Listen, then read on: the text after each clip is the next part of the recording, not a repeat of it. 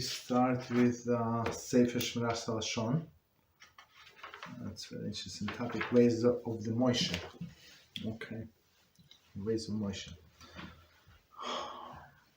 The son is required to totally remove himself from the father's field when he sees himself powerless to resolve it. Right? So last time, just to remind us, not the last time, the time before that, meaning on Wednesday. So we were discussing the story of sons of Korach, right? How they removed themselves from this dispute, and actually they showed respect to Moshe, and they were saved as a result, right? So now, as a son, he has obligation to stop it, to stop the feud and not be part of it. And now, if he cannot, right? Usually parents do not listen to us, right? For us, doesn't matter how old you could be 60 or 50 or 40, whatever, you're still a little kid for them, right? So that's very interesting. So, okay, so if you cannot help, don't get involved. However, in a situation where a father has a high regard for the son's opinion and would allow him to bring the matter to the peaceful resolution, the son is obligated to become involved. Okay, so one more time the sentence we're going to explain. However, in a situation where a father has a high regard to the son's opinion, so not as we just said, so he's going to listen to his son, and would allow him to bring the matter to the peaceful resolution, meaning that he did not want this dispute, but he was dragged into it, right? The son is obligated to become involved. So for peace, of course, don't be biased, and it's not about the family honor. It's about the ending of the dispute. Tana Develi Yahu, chapter 21, states, one cannot stand silently as his father and mother speak forbidden talk. If he will remain silent, the lives of the three may be cut short. Right? So meaning if parents sin, and speaking Lashon Hara is one of the prohibitions, one of the sins. And as sages, many of them say it's like it's a worst of the sins. So the biggest mitzvah is to learn Torah. It's like all of the other mitzvahs combined, and the biggest sin is speaking Lashon Hara. It's like a combination of all other sins. Right, so when we see that father or mother, right, even though we were obligated to respect them, but now they sin, so we have to stop them. Of course, politely, nicely, but stop. Continue. It is a mitzvah for every Jew to make peace between feuding parties. As the Mishnah states, Peah 1:1, this is the one who This is one of the deeds whose fruits I enjoy in this world, but the principle, there's a primary reward remains in the world to come, and to make peace between people. So, but just to remind ourselves, so don't be dragged into it, right? And if you see that you cannot make peace, just run away. And it could be between your relatives even. Okay, you try, and then you just run away. Even if one side is clearly wrong and deserving punishment for having initiated the dispute, and one has the power to bring the punishment upon this person, nevertheless he should do everything in his power to resolve the matter peacefully.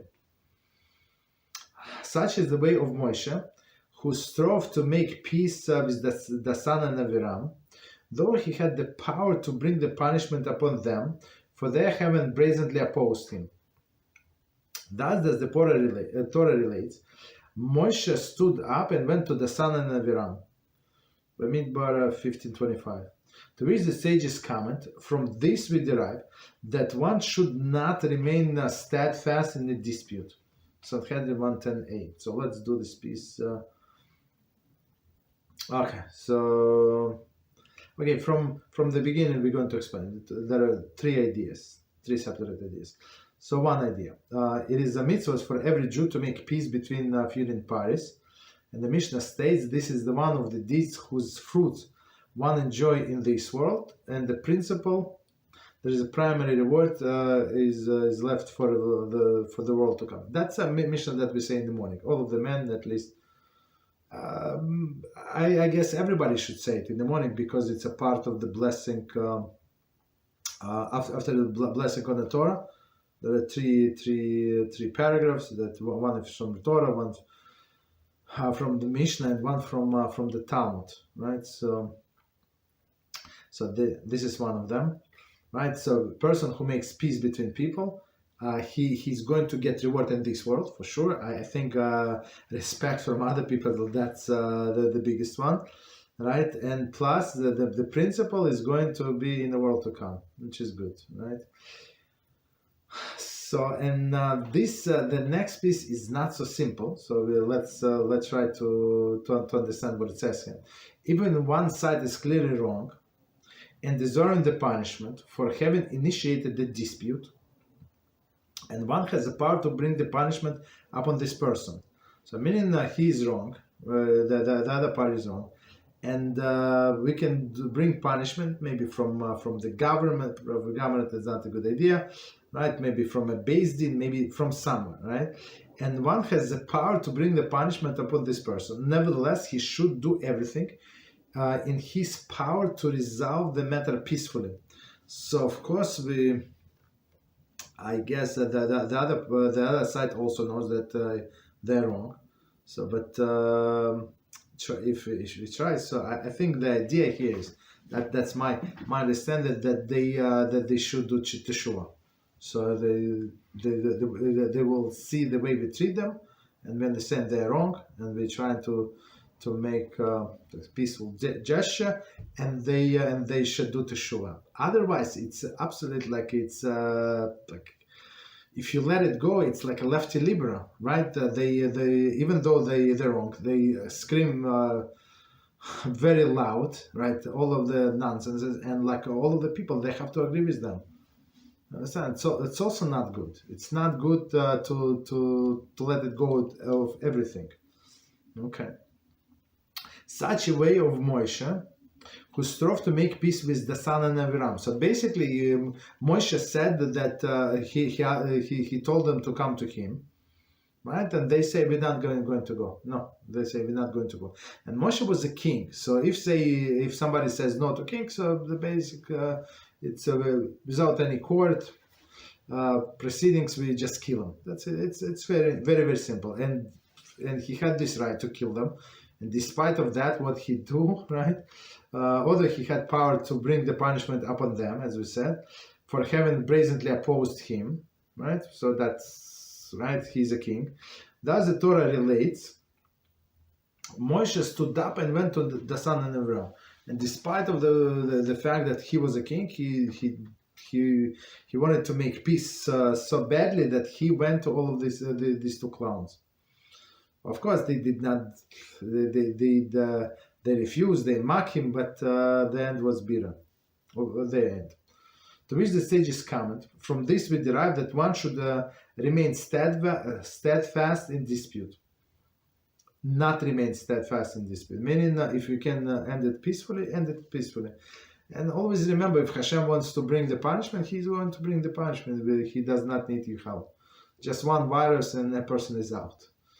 That's it. Okay. So continue. Because Moshe went to the tents of the son and Aviram to make peace, he merited to save 4 righteous individuals, right? On Ben Peles and Korach's 3 sons from the suffering of Gehinnom. Okay, so this I'm not sure how is it on. I'm not sure what is the connection of Moshe to On. I'm not sure. I don't know.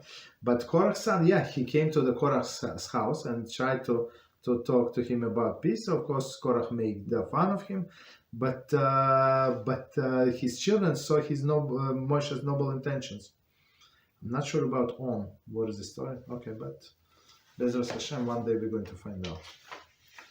Okay, stop.